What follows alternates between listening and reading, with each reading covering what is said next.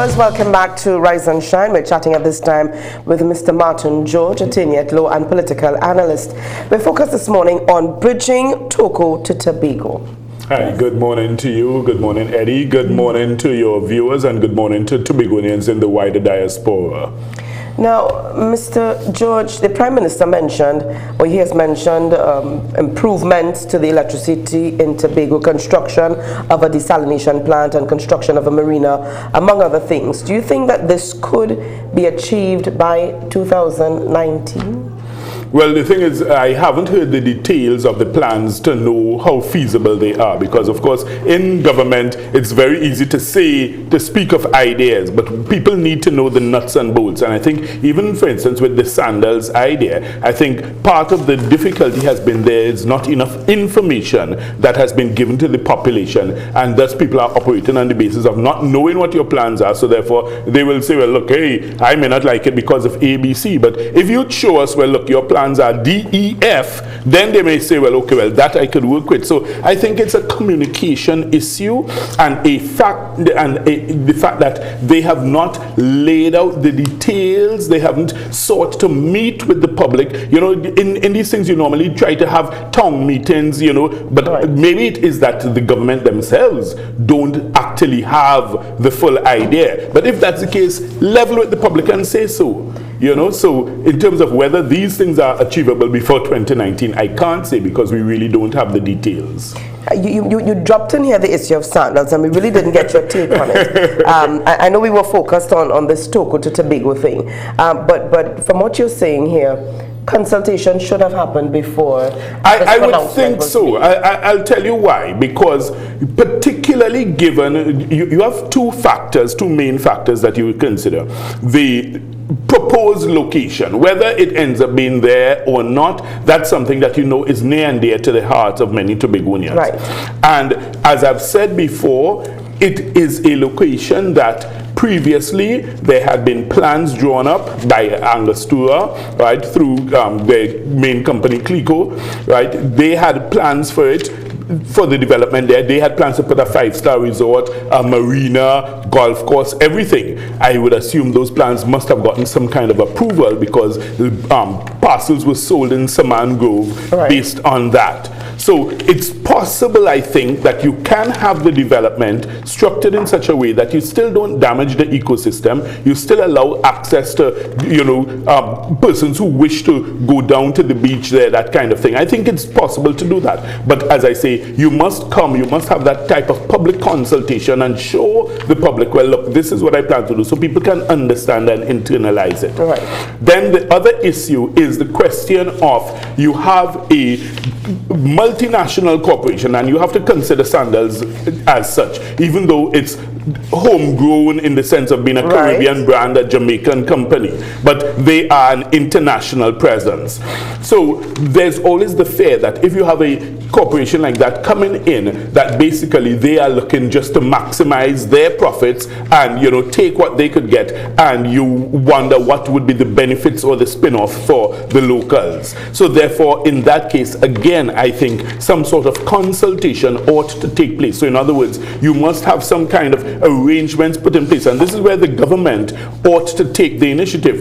They ought to say, well, look, all right, you know, Mr. Stewart, if you are coming in with your hotel, with your brand, of course it's a good thing for Tobago, make no mistake about it. The fact of having an internationally known and recognized brand of quality and standard such as sandals, it is always a good thing. I make no mistake about that. It's a question of how you now negotiate your deal for their presence in the island. So what you could do, you could say, well, look, all right, we are making an arrangement whereby, say, 50% of the fish products you serve must be sourced locally. Okay. So therefore, now the fishermen in Tobago, they also now need to live up to their end of the bargain. If you are supposed to deliver 7,000 pounds of fish per week, then you have to deliver the fish. It has to be of a certain size, quality.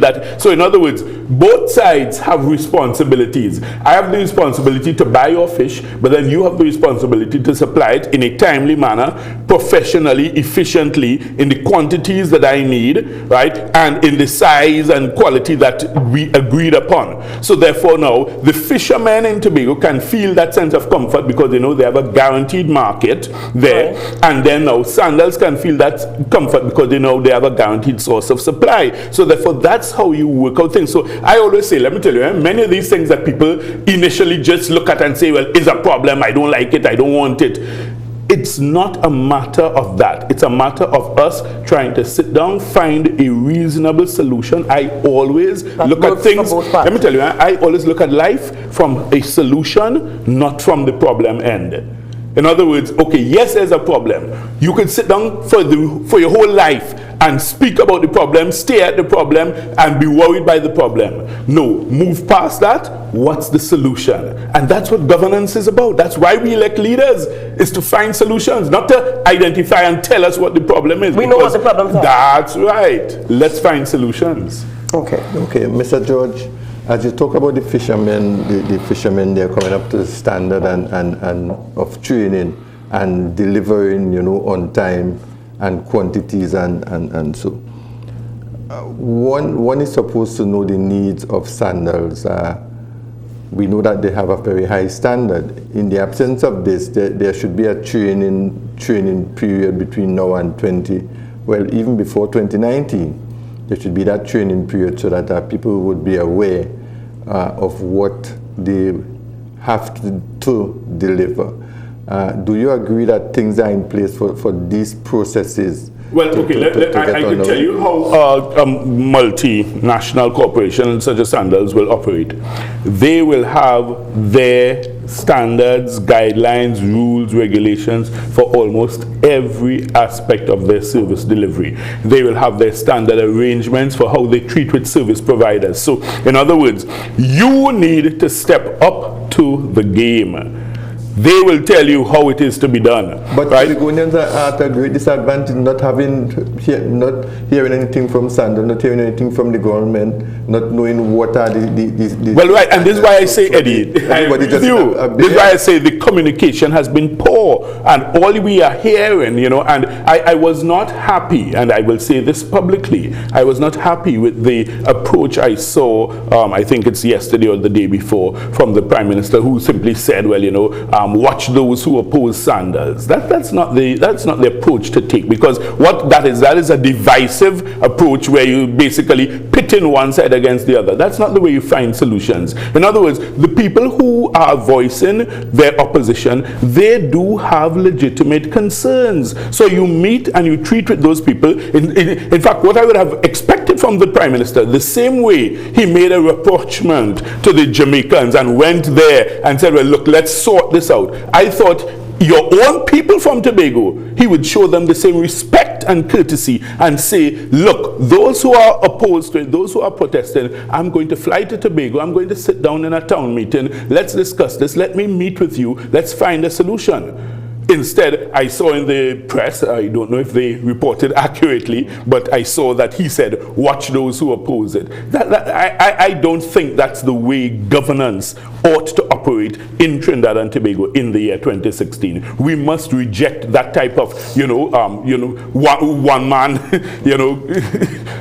governance where, I am king and whatever I say goes. That style went out, I think, quite some time ago. With Dr. Williams?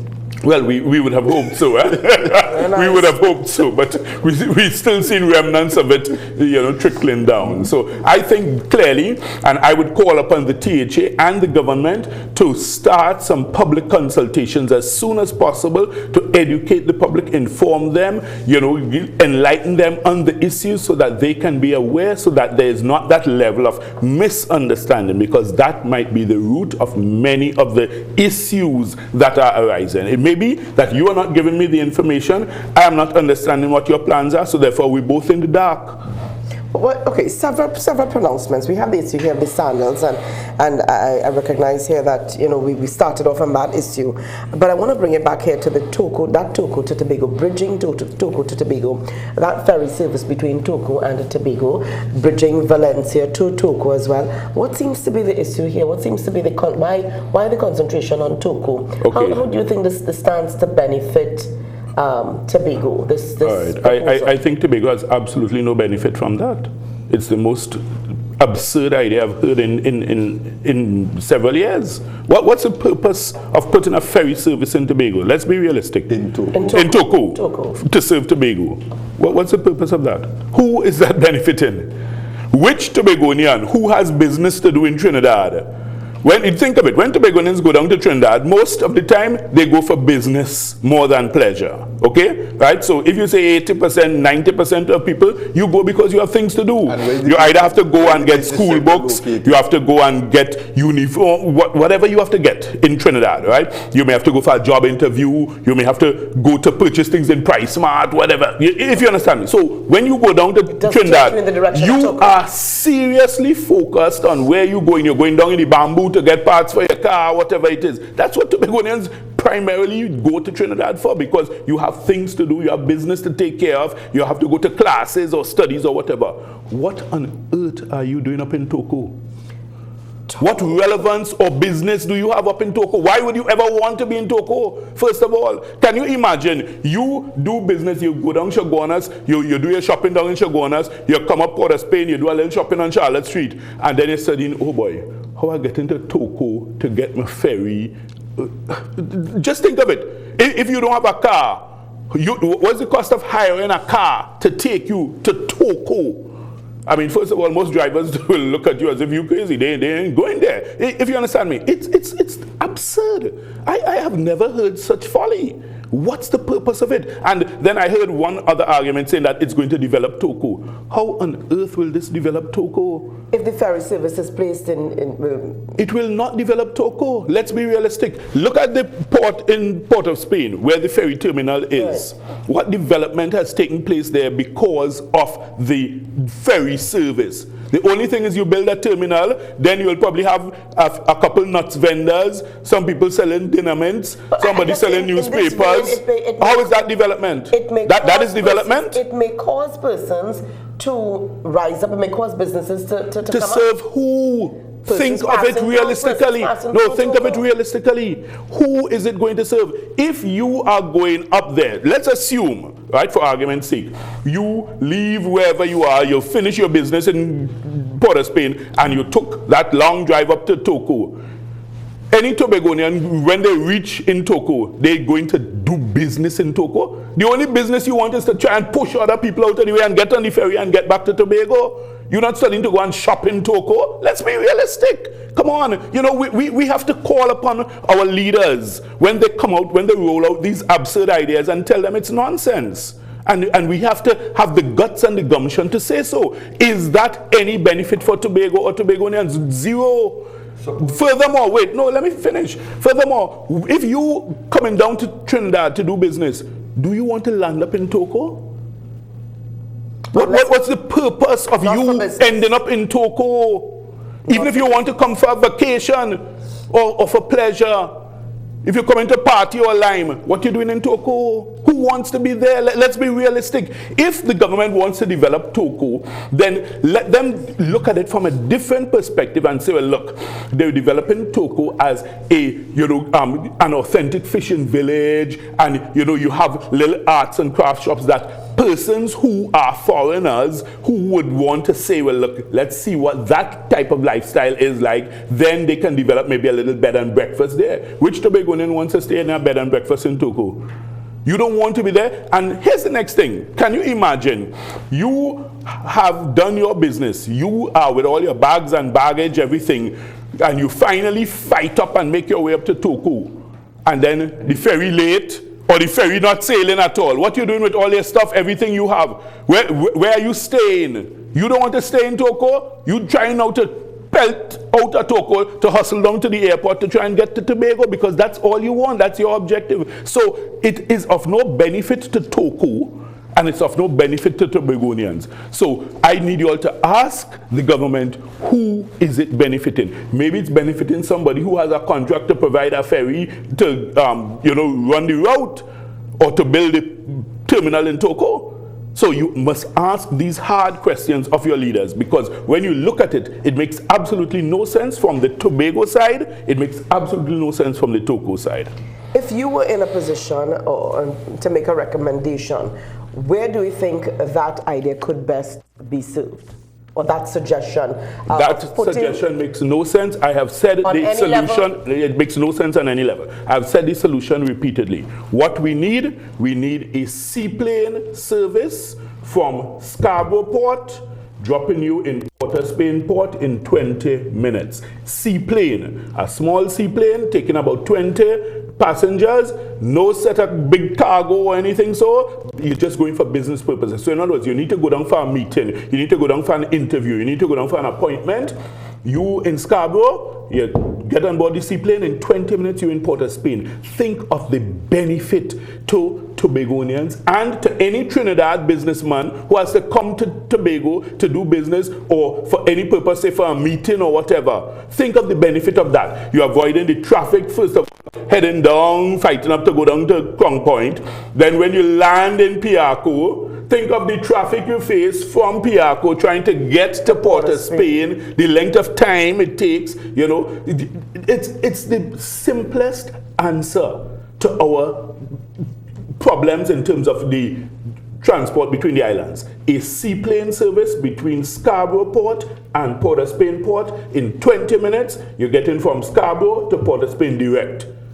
That is what we need. But this folly about a port up in Toco, who on earth is going to take 3 hours driving up to Toco through all the bad roads and everything? Well, last you've been there. I mean, it's been years. Listen, let me tell you, the new highway that avoids Valencia, that's nice, that's good, right? Because that drops you right there and then now. But then once you come back off that highway, you're back on the same old bad roads, taking about 3 hours to get from Port of Spain to Toco. So why would you want to do that? And then by the time you reach up there in Toco, then either the ferry running late or it ain't running at all. What on earth would you do then?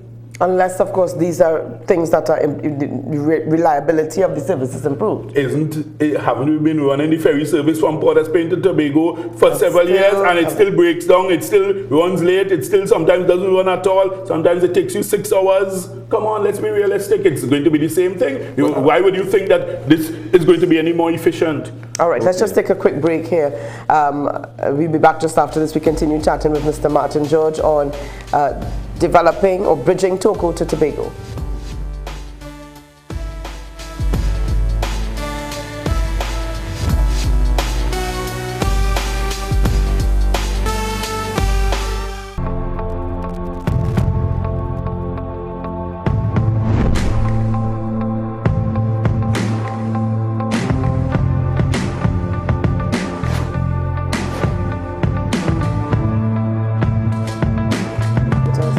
Viewers, welcome back. We're still chatting this morning with Mr. Martin George, attorney at law and political analyst, and we're focused this morning on bridging Toco to Tobago. Mr. George has indicated that it's folly. It is not the best idea that could have been put forward. Stupidity. That's how I describe it. His words. Yes, my words. In other words, we should build that highway, that traffic to Port of Spain. And you mentioned the seaplane in addition to the ferries.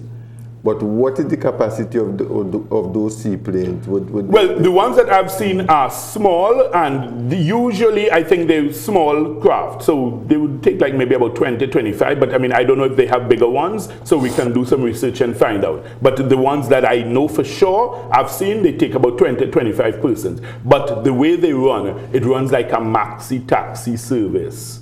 Right? I have seen it function, as I said, in the U.S. Virgin Islands between St. Croix, St. Thomas, and St. John. Those 3 islands, they're linked by a seaplane service. You simply go down, you join the line, and in about 45 minutes, you're on a plane. There's no reservation system, there's no ticketing system, no booking system, nothing. You go down with your small hand luggage, whatever, and you join the line and you get on. So in other words, because if you think of it, Eddie, not everybody who goes, not every Tobagonian who travels between Trinidad and Tobago, every time you're coming with a whole basket load of goods. Sometimes it might just be a document you're going down to drop, it might just be an interview you're going for, it might just be classes you're going for, you have your knapsack on your back. One day. This is what I'm saying. So therefore, when you take that load off the regular airplane service. So you're not at all doing away with our regular service. This is a complement to it. You're adding to it. So you're saying, look, for persons who may not necessarily need to carry like a big suitcase or several suitcases or big bags or whatever, right? And you just have something small and you just need to get quickly Scarborough to Port of Spain, Eddie, you will be amazed. That service will be oversubscribed all the time. You will be surprised because let me tell you, I'm on the flights all the time. I'm on the plane all the time. There's so many companies in Trinidad. They send up staff for 1 day only. Every day of the week, you have companies from Trinidad sending them staff to do business in Tobago just for 1 day. All they have is like a laptop case, a briefcase, whatever, and they are in Piarco, having woken up maybe 4 o'clock in the morning to get there, and then they're on the first flight or the second flight. They land in Tobago, they have to look for breakfast, then, but they're just here for the day. If they have a service running from Port of Spain to Tobago in 20 minutes, wouldn't that be a benefit? And same way with Tobagonians. If you have stuff to do, Eddie, and you need to, say for instance, you need to go down for a meeting with, say for instance, even if you're a government officer, right, they may have a meeting, you might have a meeting with the permanent secretary, you have to go down to Trinidad for. You leave Scarborough, you down in Port of Spain 20 minutes, you have your meeting, you could be back on a plane, back in Scarborough, and even get back to work for the afternoon. This is the efficiency I am talking about. So therefore, once you have that service running regularly, as I say, it runs like a maxi taxi. So in other words, if there are only three people in the line and they come on board, the plane goes with the 3 people. If you have 100 people, it takes the first 25, they go, then the next plane comes, they take the next 25, they go, and that's how it works. So we have to be creative and find solutions for the people. Another thing I have said repeatedly, and nobody seems to be listening to me, if I had any say, for instance, in the powers that be in Tobago, I would try to facilitate Tobagonians when you get down to Piarco, because we're working with what we have for now, right? I would work with PTSC and ensure that we have a dedicated PTSC bus shuttle for Tobagonians. I'm sorry, and I make no apologies of saying it's for Tobagonians. In other words, there must be at Piarco Airport a specific area where you have, say, 2 or 3 PTSC buses. This is for Tobagonians. Right, so you show some ID or driver's permit with a Tobago address and you get on board automatically. And I'll tell you why that's important. Because the hassle of trying to now go out, trying to get a taxi, to carry you here, it's unfair to persons who have to do this regularly. You see, let me explain something. The majority of Tobagonians who have to go to Trinidad, you have to go there because you have to go. It's a necessity. The majority of Trinidadians who come to Tobago, they come for leisure and pleasure. That's right.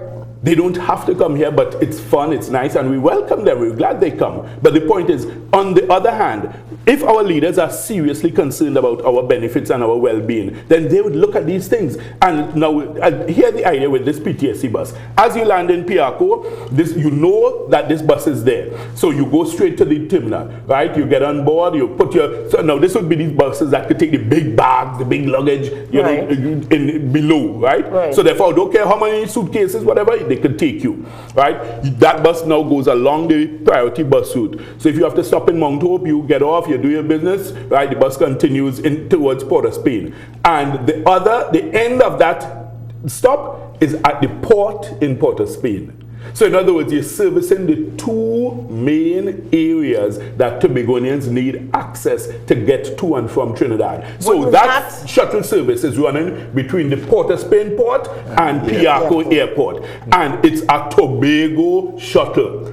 Only for Tobagonians. You must show your Tobago ID and you're good to go. It sounds good, but wouldn't that be hinged on a reliable airfare or air service and air bridge and the sea bridge? Right, but what I'm saying is, regardless of whether it's reliable or not, the point is, this is your land service we're talking about. So in other words, you're complementing your air bridge service and your sea bridge service with a land shuttle that facilitates specifically Tobagonians to get between the two. So therefore, even if you at the port and there's no ferry or the ferry breakdown or whatever, the same shuttle bus, you know they're running and they're going straight to Piako Airport. You just get on one of those with all your bags and baggage, and you know it's going to take you to the airport. You could try and get a flight. Same way, if you're at the airport and the flight's delayed or whatever, you can't get a flight, you know that shuttle bus will take you right to the port of Port of Spain.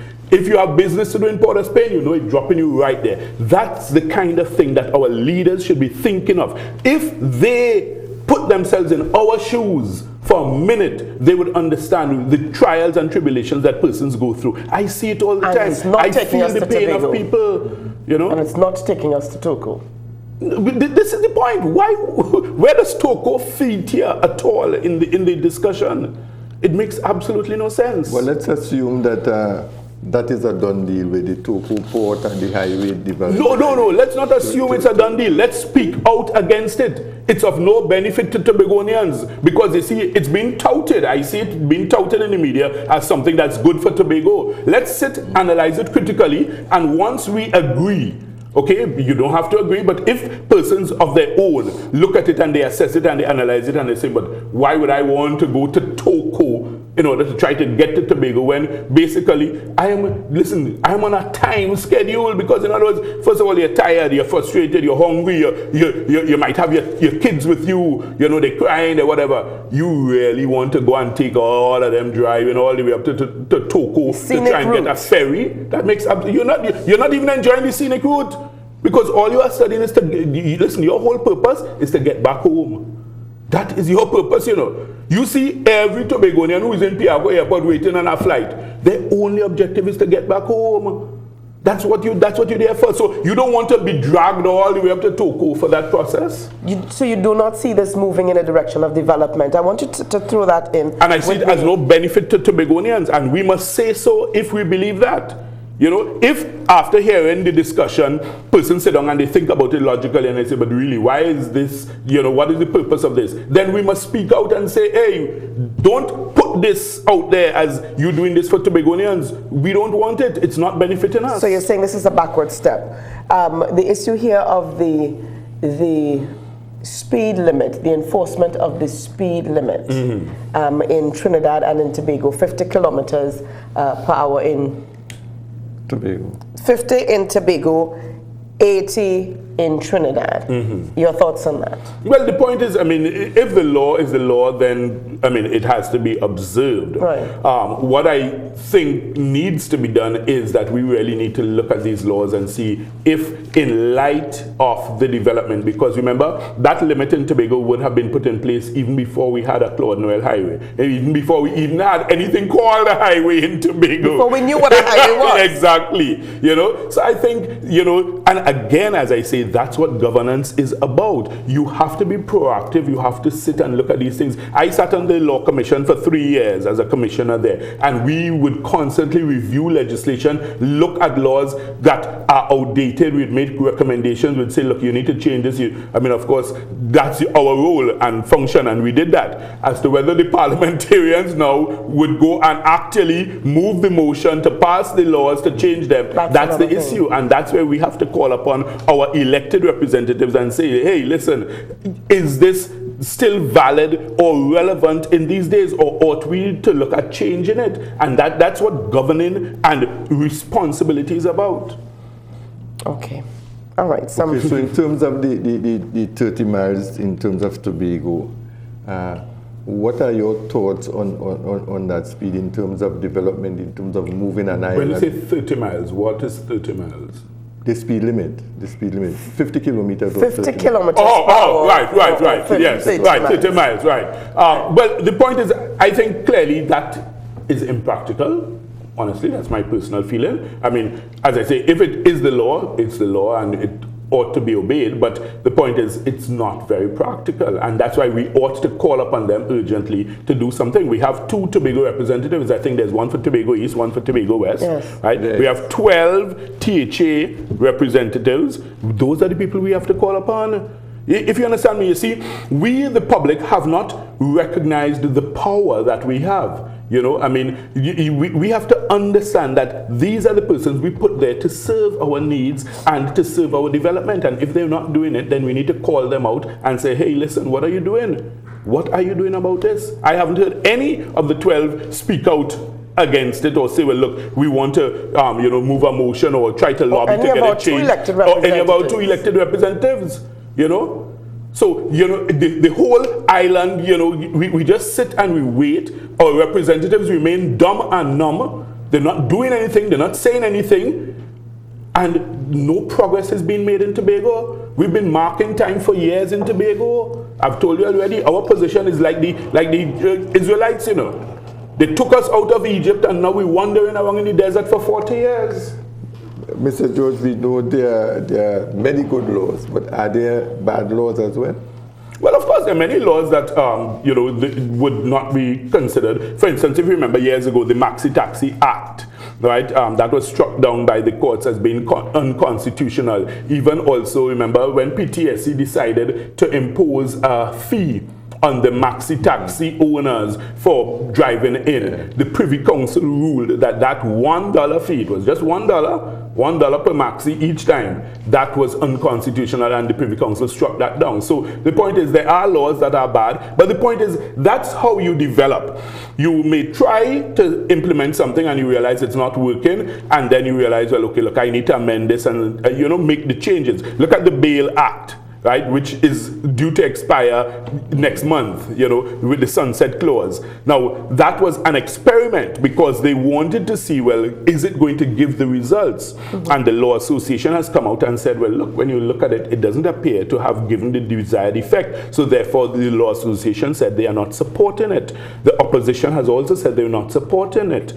And the government now is in a quandary because without the opposition support, they can't go forward. But what I'm saying is that if it is that they knew that this was coming up and you wanted to make a case, then you go out there, get the statistics, get the figures, get the facts to show us why it ought to be something that should be continued. You don't sit twiddling your thumbs and then wait till the last minute, and then now you're saying, well, look, what do we do? What can we do? So we have seen a crisis of paralysis in governance in Trinidad and Tobago for years now, particularly in Tobago. There's really been a lack of action, a lack of proactive thinking, lack of movement to say, well, look, we have a vision to be able to move Tobago to a better place.